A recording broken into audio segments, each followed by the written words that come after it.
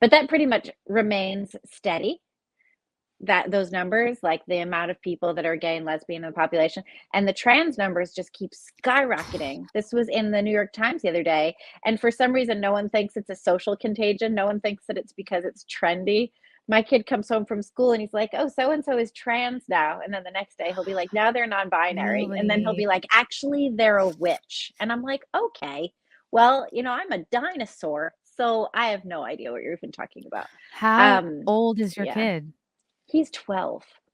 Okay, and this is like prime, and I've been talking about this book so much, and I'm not even done with it yet. I'm so excited about it though. It's by Abigail Schreier. It's called Irreversible Damage, and she talks about how prior to 2012, all the gender dysphoria cases were like kindergarten age boys, and since 2012 on, it's been all girls, like Right. preteen, teen, and it's exactly what you said. It's a social phenomena. It's a social craze because of the ways that girls basically bond in groups. It's the old, why do girls go together, in groups to the bathroom, especially when they're at that young age? It's all about what your friends are doing. It's all about acceptance. It's all about, and I can't imagine like how much, well, I don't know how much social media you give your kid, but to grow up, you're at such an awkward stage anyway. It's like we all had our awkward phase. Like we had Ooh, braces, we had sorry. frizzy hair, we had bad outfits, hand me Mhm. downs.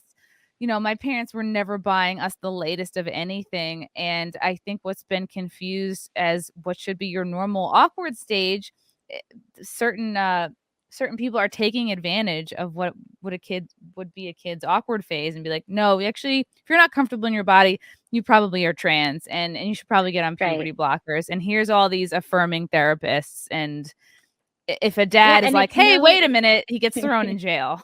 right, he gets thrown in jail, especially in Canada. But Mhm. yeah, there's this, and it's no coincidence, I think, that a lot of this is happening at the exact same age that we used to have rites of passage, religious rites of passage. At 13, you have bar mitzvah, you have bat mitzvah. Right. At 13 in the Catholic Church, you would go through your confirmation. These are, I believe there's Maori tribes. It's about at 13. Native American tribes, like some of the rituals when you have to go out into the woods by yourself and then You figure out how to stand survive. on a stick for a Yeah, day or whatever they have right. them do. It's about when you're 13. So a lot of our cultural traditions have the acceptance of adulthood in terms of like, now I'm going to be an adult in this community, even though there's still stuff you have to do and whatever. About that same age, we no longer really have these kinds of rituals. We don't have coming of Wow. age types of things, but we do have coming out. We do have telling everyone what your sexuality is, telling everyone what your gender is.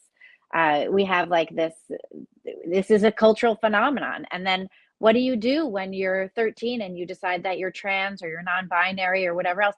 You change your name, right? You Mhm. which when you Right, get you slough confirmed in off the what your Catholic Church, parents gave you, which right? is your You given get name, yes, your yes. biological gender. Hmm. You Oh, put and it's the you put the old clothes away, you get to take on new clothes, you get to become part of a new community, and it's all right at this rite of passage. So I think in a lot of ways that's what this is. I remember being that age. I went through my confirmation, but everything sucks when you're a 13-year-old girl. Like there's literally yes. nothing good about being alive when you're a 13-year-old girl. No. It's Yeah. so bad. I waited Like I so remember, long for my yeah. boobs to come in, like, really college. I I remember, was like, pushing terrified of together it. my non-boobs, like, in the mirror, being like, "What's wrong with you?" I was terrified. I was like, "Oh my god, I'm gonna have some different body. I just wanna climb trees.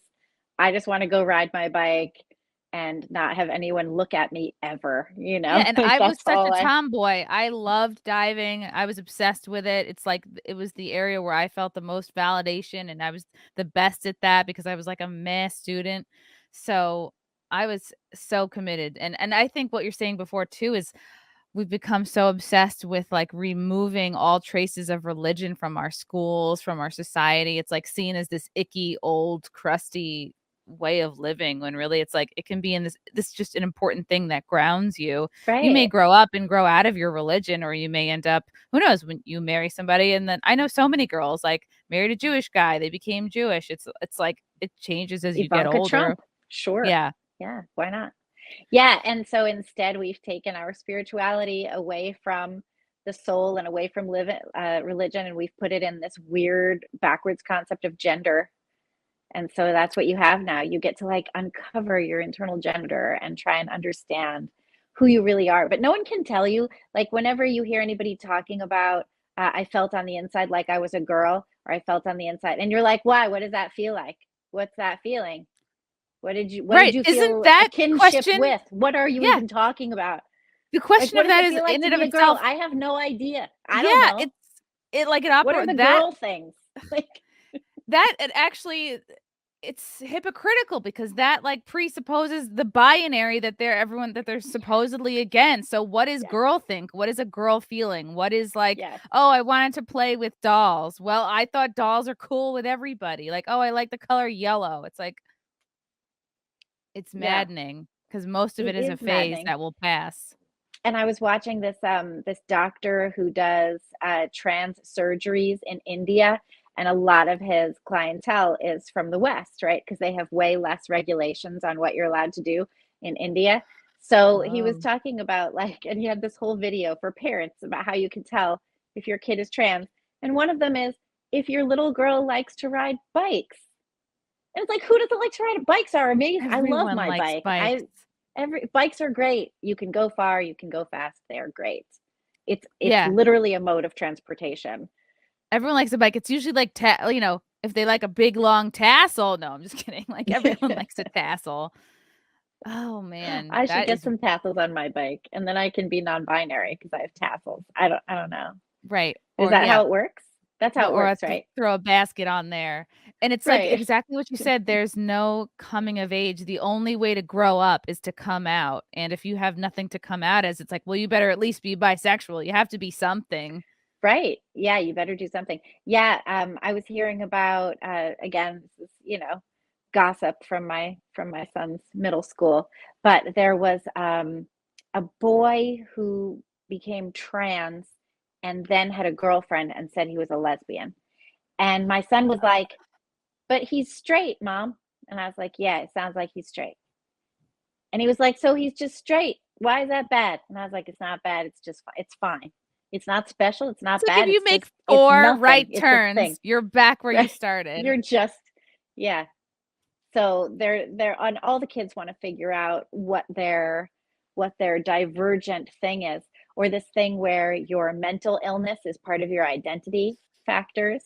And this is something now that we're supposed to anyway. Yeah, it's all madness. I it was on the Trans Day of Visibility actually that President Biden went out and gave a little speech or released a video, whatever it was that he does on that big White House set that he has, telling Snow parents to House. affirm Yeah. their kids, affirm your kids.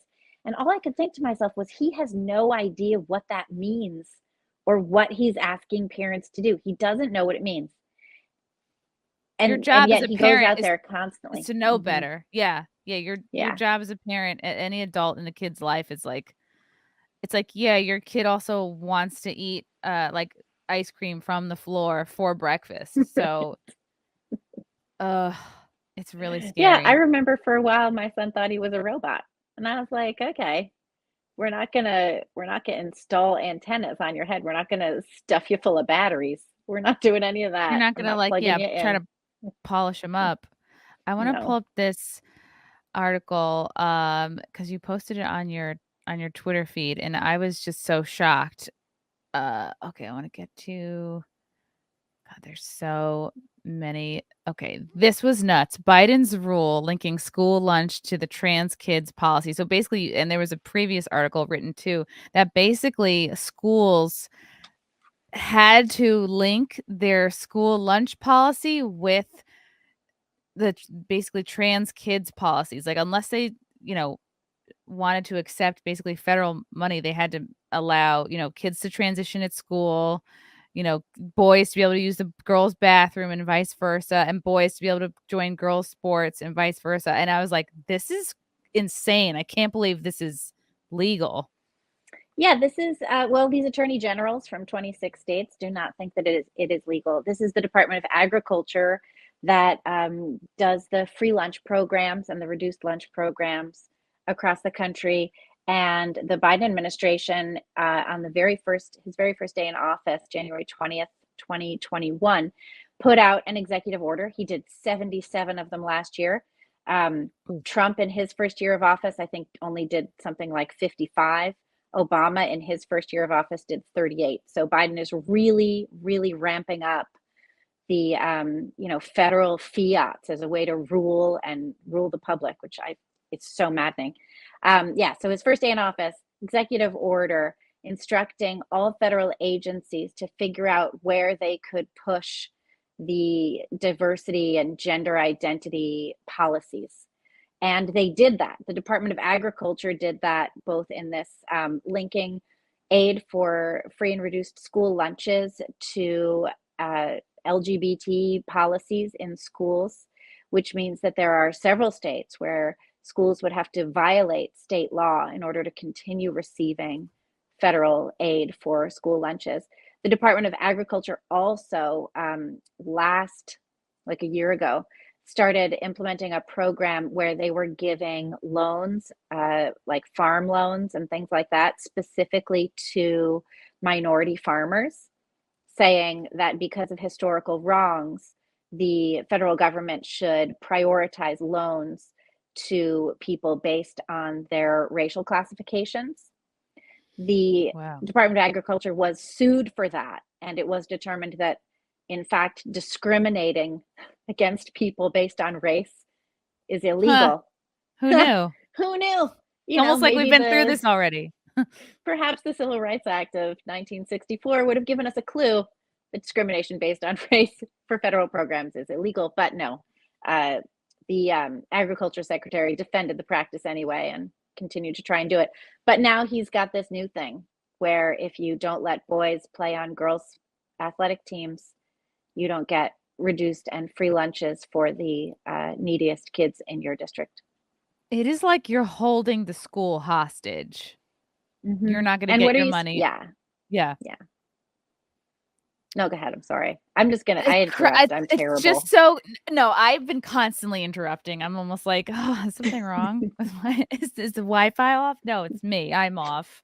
It's so crazy to me because like sports were such an important part of my life growing up. And it's what what instilled within me like lifelong discipline. And I just would have been fucking around so much more. I would have been like drinking. I remember I was like, before I started really getting into sports, I'd be like in the back putting like color mascara in my hair. Like that was the craziest thing that we would do is like we would dye our hair or like clip a, like a fake piece of pink, like a stripe. And there would be no chopping off body parts. There would be even, remember the days when a tattoo would be the craziest thing you could do to ruin your body? Oh yeah.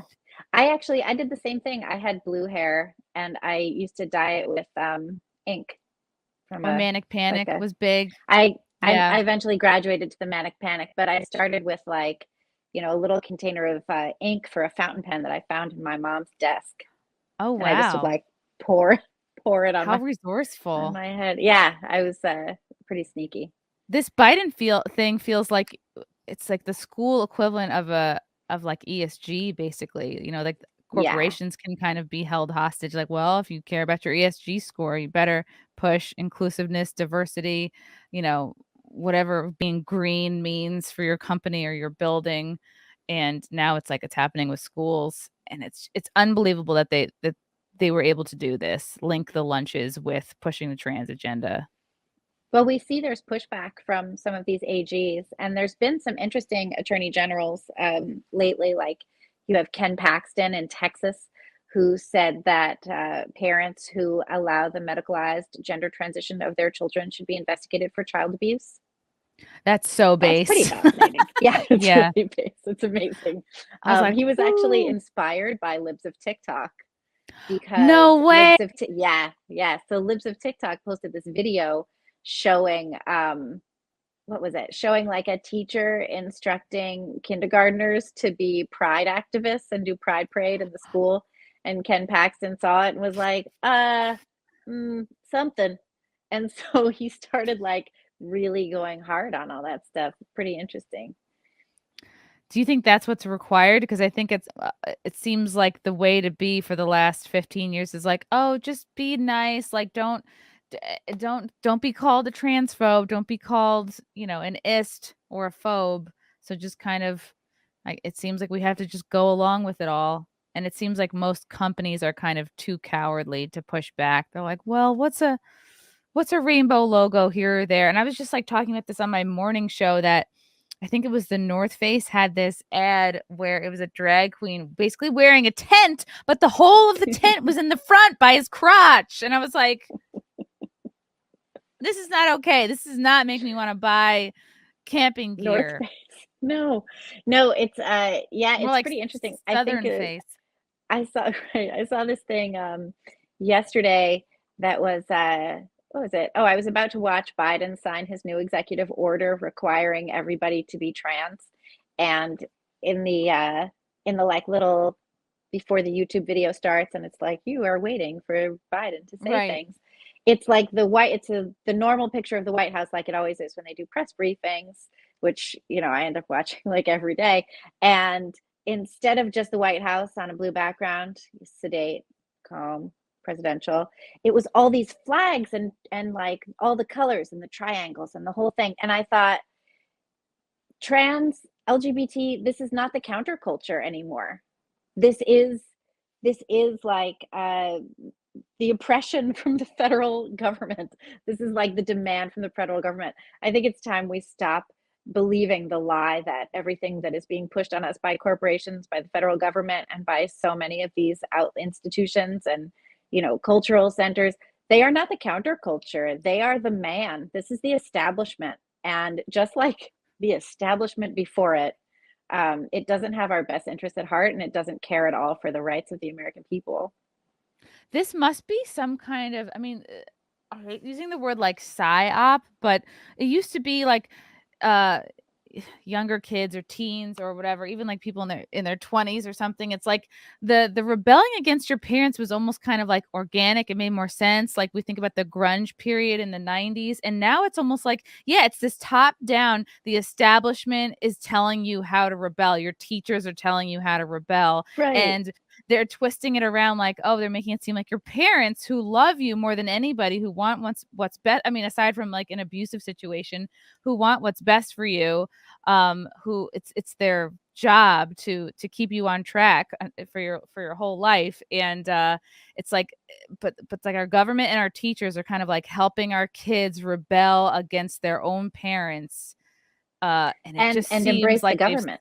yeah, it Yeah. seems like this has been studied and this is like very a specific move. It's very weird. It's like, don't trust your parents, kids. Trust big government institutions. We know what's best for you.